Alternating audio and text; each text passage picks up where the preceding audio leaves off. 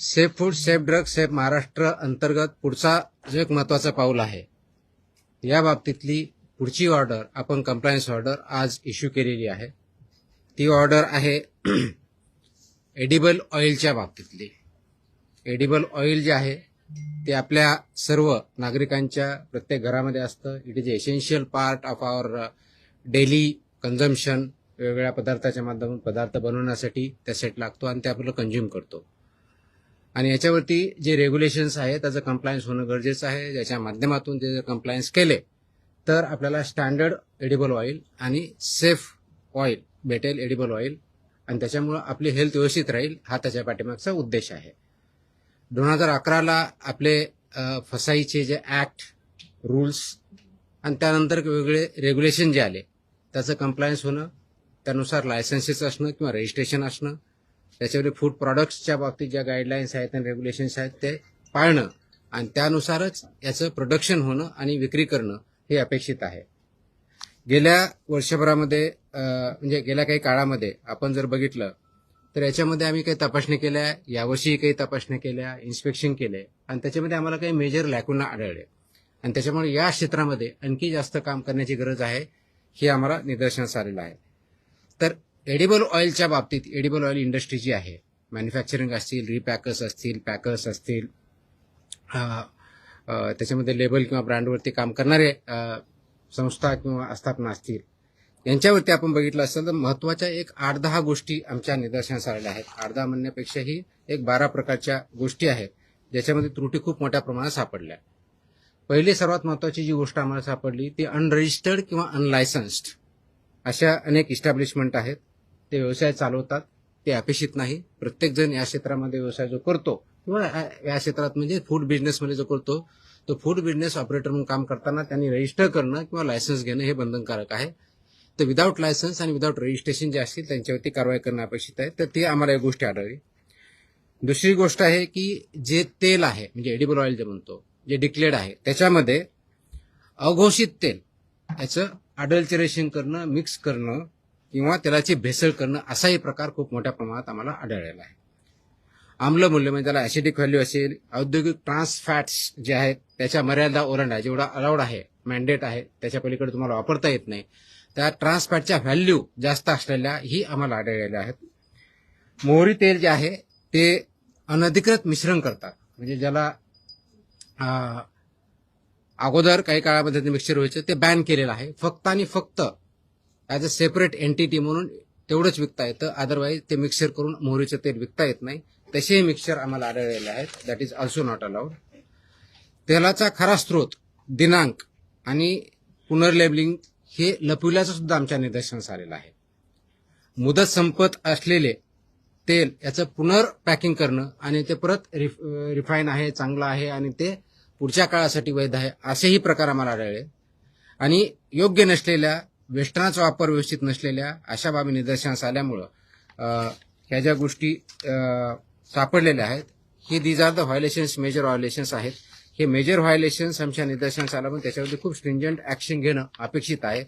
भुईमुग, मोहरी, सोयाबीन, सूर्यफूल, करडई, सरकी, राईस ब्रॅन, पाम व पॉमोलिन, खोबरे, तीळ, मका, बहुस्रोत खाद्य वनस्पती तेल व वनस्पती अशा प्रत्येक खाद्यतेल व मेद यांना आस्थापनेचा आकार व उलाढाल विचारात न घेता हा आदेश लागू आहे.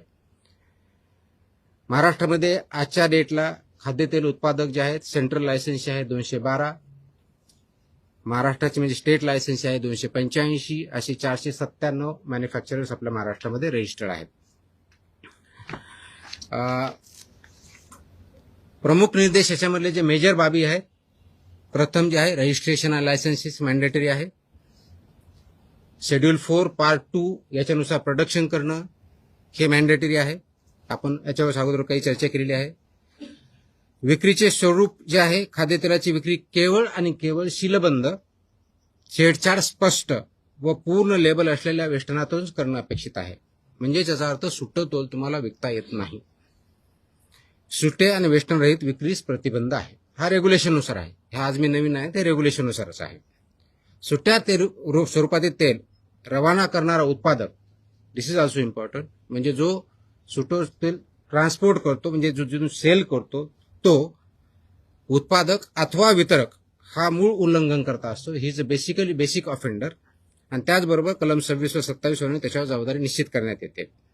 किरकोळ विक्रेत्याने म्हणजे जे कोणी आपण म्हणतो की किराणा दुकान असेल, छोटं सुपर मार्केट असेल, जे कोणी असेल, विनाशील अथवा छेडछाड झालेली खेप नाकारणं अपेक्षित आहे.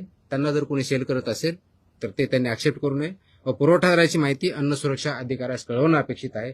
त्यांनी जर हे केलं नाही तर ते पण तेवढ्याच बाबतीत जबाबदार राहतात. येस सर, पुन्हा एकदा एक बदली संदर्भात मेसेज व्हायरल होतोय तुमची. एक minute please please please please. पुन्हा एकदा बदली संदर्भात मेसेज व्हायरल होतोय. राजस्थानला आपली बदली झाल्याचा मेसेज सोशल माध्यमात प्रचंड प्रमाणात व्हायरल होतो. राजस्थान माझा काय संबंध आहे राजस्थानशी? सोशल मीडियावर मेसेज येतो. माहित नाही, मी बघितलं नाही. आणि राजस्थानला माझी बदली होण्याचं काही कारण पण नाही आहे. मी महाराष्ट्र काढायचा माझी महाराष्ट्राच बदली होऊ शकते. आय थिंक याच्यावरती मी ऑलरेडी बोललेलो आहे. याच्यावरती मी बाईट पण दिलेला आहे. याच्यावरती ऑलरेडी बाईट दिलेला आहे. कोर्टाचे आदेश आले आहेत. आम्ही लिगल ऑप्शन त्याच्यामध्ये एक्सप्लोर करत आहोत. फक्त ऐकून घ्या, मला बोलू द्या मला बोलू द्या, माझं कम्प्लीट तर होऊ द्या. याच्यामध्ये मी जसं सांगितलं की त्याच्यामध्ये फूड पॉइझनिंगची केस होती.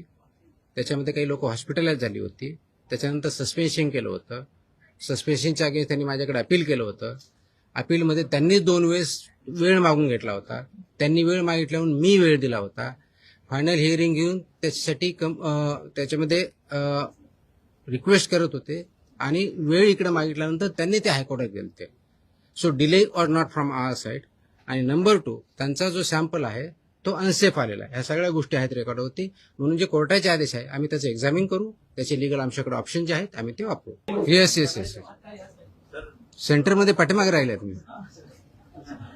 सुरुवातीपासूनच्या तुमच्या पत्रकार परिषदा मी कव्हर केलेल्या आहेत. कव्हर करतोय, लाईव्ह दाखवतोय तुम्हाला. असं आहे तुम्ही जनहिताचे निर्णय घेताय, सर्वसामान्यांना कळेल अशा भाषेमध्ये निर्णय घेताय. मात्र कोर्ट तुमच्यावरती कारवाई, मनमानी कारवाई, अतिरेकी कारवाई असे शब्द का वापरते? आत्ताच एक same question.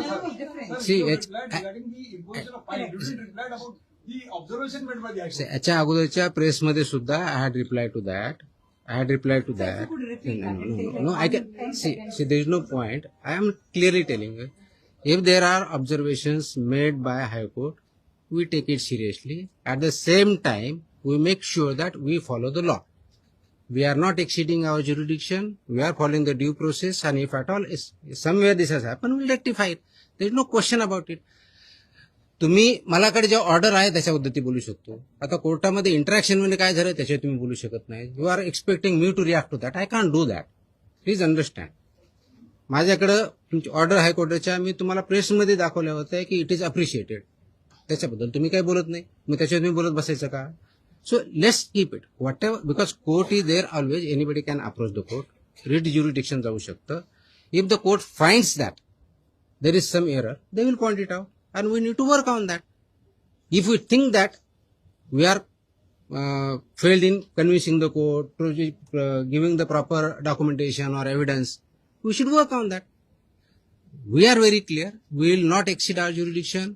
We will follow the due process. We will follow the law and we will implement the law. We are very clear about this.